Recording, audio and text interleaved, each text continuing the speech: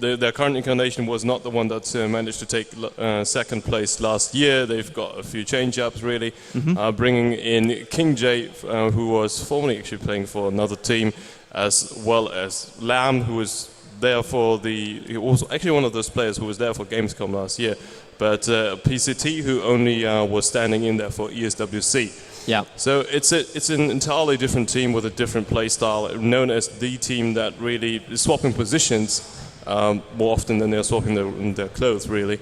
But it's absolutely insane how much individual skill. As skill goes, Na'Vi, of course, do pin them pretty hard on that one. But Mousesports, they've got a lot. They get Rubik, a hero which they've used in so many different scenarios, so many different ways, because Rubik is just that guy that can do that. Yeah, and Brewmaster is the third one here from eHome.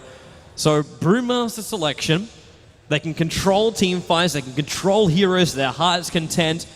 The biggest problem I'm seeing them have right now is the Brewmaster ultimate being stolen, and also the fact that if Rubik is run solo mid by Sing Sing, then we could be seeing a high level Rubik stealing the Wisp ultimate and just by himself steal a split. These are the things you offer as him. Wisp is kind of like one of those guys that without basically a person to hold his hand, he's just not as good. He's not an independent support hero. He has to have a friend. Yeah, and many people to soak up a black hole. And unlike the Brewmaster ultimate, he doesn't have to wait till the Brewmaster ultimate wears out. He'll grab the balls. We've got two melee heroes on the map right now. I'm going to have a great time in my lane. We've got so much more to play with. Rubik, Morphling, Windrunner, all range, all good harassment, and also great at level 1 and in the early levels, where you look at in eHome, it's a weird combination. They've got Enchantress, who's great in the early levels for adding pressure, great for farming, but they got to add pressure towards the towers.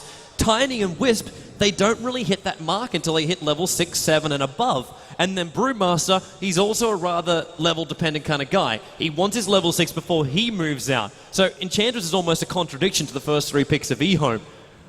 Well, Mousesports' lineup at the moment is incredibly flexible. We do not know if they want to run Tidehunter as a core, Rubik as a core. Windrunner core, Morphling core. Morphling core for sure, that's true. But Windrunner core, I think we can actually kind of assume that as well. There are very few teams that still run Windrunner as a support. To support as well, and it wouldn't be beyond them with that lineup, because it isn't the original Mousesports lineup. Mousesports, their original lineup doesn't have Kuroky in it. Kuroky was one of the latest entrances into the tournament because he could get himself a visa at a decent rate, and there was trouble with Come With Me getting himself out of Romania. So this isn't the normal Mousesports lineup. So it has forced them to chop and change kind of a lot of roles, and key heroes that Come With Me would normally play that Kuroky normally wouldn't. That's their offlane. Yes, they needed something that would run offlane, and they would have had the choice of Lone Druid or really Bounty Hunter in my mind for that. And Lone Druid, in a way, he probably would have been a better choice than Bounty Hunter. But let's see how that works out, really. Yep. Hey,